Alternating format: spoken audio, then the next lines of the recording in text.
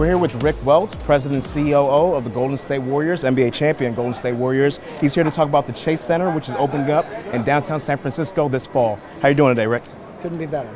And can you tell me about the Chase Center? What are some of the new things that you're bringing to the game with this new arena that you're opening up? Well, the biggest news thing is we're in San Francisco, right? So that's first time in the history of San Francisco that we will have a world-class sports entertainment arena. It's crazy, right? There's no city half its size in the country that doesn't already have that.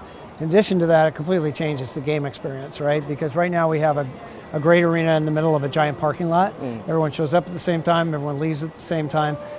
Chase Center is actually a 10.5 acre development that includes 3.5 acres of public space, 2 office buildings, 100,000 square feet of mostly restaurant retail, amazing public art program, and of course an arena where the Golden State Warriors are going to play. So it's not only the Warriors, it's 140 other entertainment events a year. That's part of the gift of the city, is now we have a place for all those artists and entertainers to come and show their skill in addition to all the Warriors games we're going to have. If you could talk about some of those other entertainment options, outside of the Warriors, who are obviously going to probably play into July for the foreseeable future, what other entertainment options are there going to be at the Chase Center? Well, you know, our hope is that over time we earn the reputation of every world artist believes that they have to play Chase Center to fulfill their resume, right? Probably the O2 in London, Madison Square Garden, New York City, maybe Staples Center in Los Angeles, and the Chase Center in San Francisco. Also, all the family shows and other business events that San Francisco's never had a place for. So, I don't know about you, but can you remember the first concert you ever saw and where you were? Yeah, absolutely. Of course you can, yeah, right? Absolutely. Because that's what these buildings are. They are places that create memories that last a lifetime. And that over time is what people will see as the greatest value to something like Chase Center. Can you talk about some of the challenges you incurred in gaining the land? Because that's San Francisco is notoriously valuable land. So can you talk about some of the challenges of getting the land to make this development happen? Well, it took 2 tries. Our first announcement 7 years ago was that we were going to accept San Francisco's invitation to bring the Warriors back to where we came when we came from Philadelphia, but we were going to build on Piers 3032. So we're literally going to build over the water in San Francisco Bay. We got caught up in a lot of controversy about waterfront development, not really on our project, but on another project. And kind of out of the sky, Mark Benioff, the CEO of Salesforce, called Joe Lacob, the owner of the Golden State Warriors, and said, I got an idea.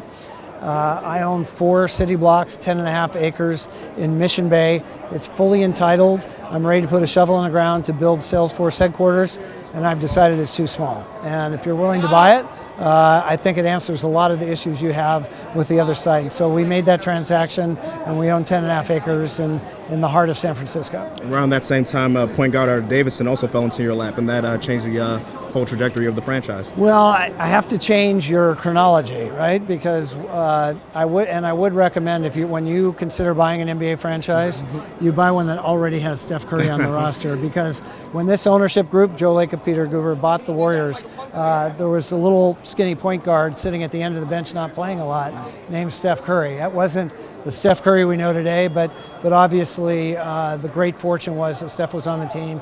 2-time MVP, 3-time NBA champion, has really been our spiritual leader, our emotional leader, as well as our leader on the court. If you could talk about for a second leaving Oakland. Oakland has been instrumental even in the lean times. If you could talk about the bittersweetness of leaving Oakland for San Francisco. Bittersweet's probably the right description, right? We played 47 years, 47 seasons in Oakland. We've done a whole season of celebrating all the great memories and all the great things that happened there, but we're leaving a building, we're not leaving a city. Right. Oakland is always going to be a big part of who we are. We've just announced repurposing both our practice facility and our offices in Oakland for more community benefit. We're always going to be a part of the Bay Area. We're going to continue to wear our town jerseys, which celebrate the city of Oakland. So we're the Bay Area's team, and Oakland's a big part of the Bay Area. And if you could talk about privately funding the venture, that's been a big deal in the news lately. Politicians, actually, the Raiders are leaving because they couldn't privately fund their own arena. So if you could talk about privately funding your arena and kind of the benefits and what that does for the city. Well, this arena is the first one in decades in the NBA to be 100% privately funded. So no taxpayer dollars went to buying the land, and no taxpayer dollars went to building the project. That is a moment in time with the team in San Francisco winning championships that we could pull that off. I would not suggest it as a formula to do in other cities. Usually there's something like $300 million of public money that goes, and I actually think it's a good investment for a city to create something as special as what we're talking about. But there has been a political backlash concerning it. But and in San Francisco, it's not an option. We knew that when we chose San Francisco. So the whole project was built around how do we privately finance this and create this amazing thing that we're trying to create. And we can see the finish line from here. We're almost there. We're going to open first week in September, and we did it. And we did it with private funds.